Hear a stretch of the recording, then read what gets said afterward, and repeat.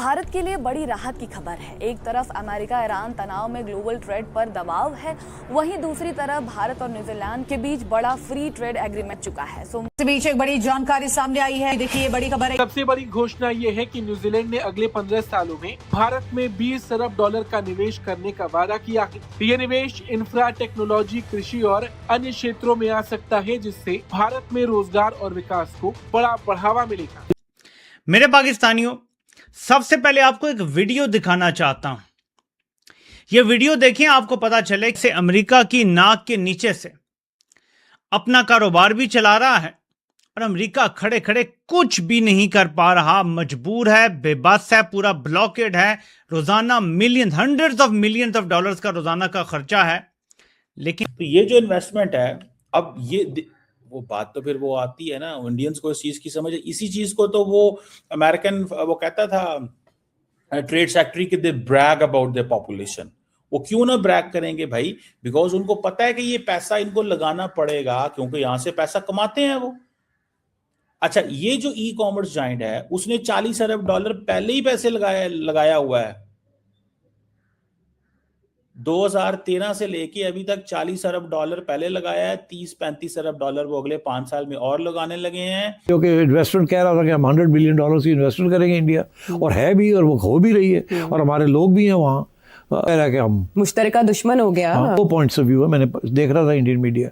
Defense.pk की खबर है, पाकिस्तान डिफेंस में ये खबर शाया हुई है और दीगर जगहों पर भी इंडियन मीडिया में भी ये खबर चल रही है। अब आप ये सोच सकते हैं कि जब इतनी बड़ी इन्वेस्टमेंट की जाएगी तो उसमें जॉब्स कितनी निकलेंगी, कितनी जॉब्स क्रिएट होंगी। वैसे तो ये इंडिया में जॉब्स क्रिएट होना अब एक बहुत छोटी सी बात इसलिए लगती है कि एक इतना बड़ा प्रोजेक्ट जो जहाज़ों का हुआ था, 500 जहाज़ जिसमें ख़रीदे गए थे, उसमें इंडिया ने अमेरिका के लिए 2 मिलियन जॉब्स क्रिएट की हैं।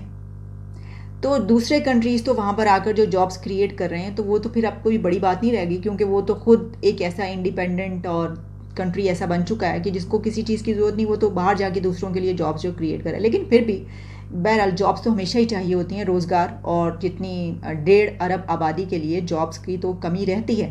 दूसरी बड़ी बात, अब भारतीय निर्यात पर न्यूजीलैंड में 100% ड्यूटी खत्म कर दी जाएगी।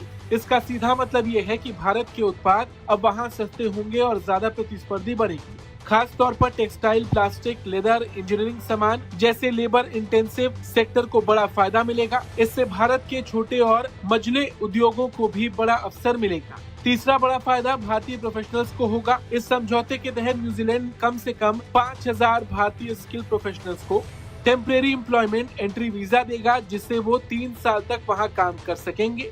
इसका मतलब है कि आईटी, इंजीनियरिंग, हेल्थ केयर जैसे सेक्टर में भारतीय युवाओं के लिए नए दरवाजे खुलेंगे। हम बात करेंगे सर, आपके पास बड़ा पैसा आ रहा है भाई, आप लोग बड़ी इन्वेस्टमेंट आ रही है आपके पास, माइक्रोसॉफ्ट की तो कभी अमेजोन की तो कभी किसी की, कोई थोड़ी सी तो लिफ्ट करा दे, हम कभी तो लिफ्ट करा दे। कैसे कैसों को दिया है, ऐसे वैसों को दिया है, को नहीं दिया है।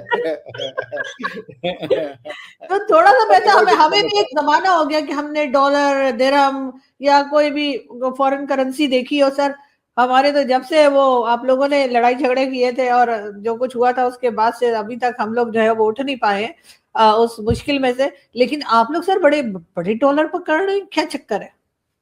फकर भाई कुछ बोलना चाह रहे हैं, उनसे बोल लीजिए पहले। जी बिल्कुल, मैं ये कहना चाहता हूँ कि हमारी हर डॉलर पे नजर है, वो 17 बिलियन डॉलर हो या 17.5 बिलियन डॉलर हो, तो ये आप ना समझे कि हमारी नजर इधर उधर हो गई है। वो बड़ी सख्त किस्म की हम फोकस्ड हैं, और आप एहतियात से रहें। Thank you. अब बात करें। गुड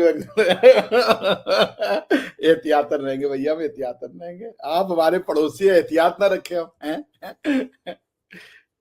हाँ जी, क्वेश्चन कहाँ गया? क्वेश्चन इधर ये कहीं नहीं गया। मैं आपसे यही पूछ रही हूँ कि आप लोग बड़ी इन्वेस्टमेंट आपके यहाँ आ रही है, ये क्या चक्कर है? एक तरफ तो ट्रंप ने हंगामा कर रखा था और हमें लग रहा था कि आप लोग कोई मुश्किल में आएंगे, लेकिन सर ये मतलब ये क्या हुआ है?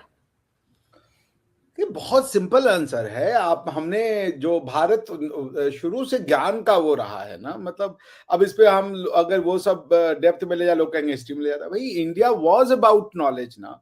तो आज वो हम उसको फिर से रीप कर रहे हैं। आप कहाँ जाएंगे नॉलेज को लेकर के, क्योंकि मोस्ट ऑफ द नॉलेज जो बाहर ट्रैवल भी करी, सारी नहीं, उन्होंने उसको उपयोग में लाए, उसको बहुत सारा उसकी प्रैक्टिकल आउटपुट किए। Now it's coming back to India. हम लोग यहाँ पे रिसर्च कर रहे हैं अभी जो R&D के लिए और दूसरे इन्वेस्टमेंट के लिए। इंडिया एक बहुत जबरदस्त जगह है, सेफ्टी है, लोग हम्बल हैं, लोग पोलाइट है, कॉस्मोपॉलिटन बाय नेचर है, सभी कल्चर्स का स्वागत करते हैं, सभी कल्चर्स का रिस्पेक्ट करते हैं, सभी भाषाओं का सम्मान करते हैं। डाउन साउथ हो या अप नॉर्थ हो या वेस्ट हो, ईस्ट हो, इंडिया में सबका सम्मान है।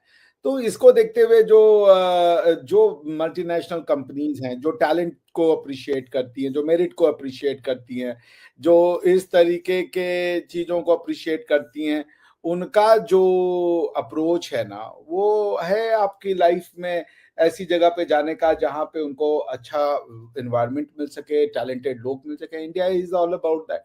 हम तो शुरू से विद्या वाले लोग रहे ना, हमारा तो कोई वो था नहीं कि भाई बस जाके घोड़े से और चढ़ दौड़ना है। तो शुरू से शांति प्रिय लोग रहे हैं और आज वो फिर से बात सच हो गई। और क्या ही कहा जाए इस पे। तो माइक्रोसॉफ्ट आपको पता ही है सब। भारत और न्यूजीलैंड के बीच एक ऐसी महा डील हुई है जिसने पूरी दुनिया, खासकर पड़ोसी मुल्कों की नींद उड़ा दी है।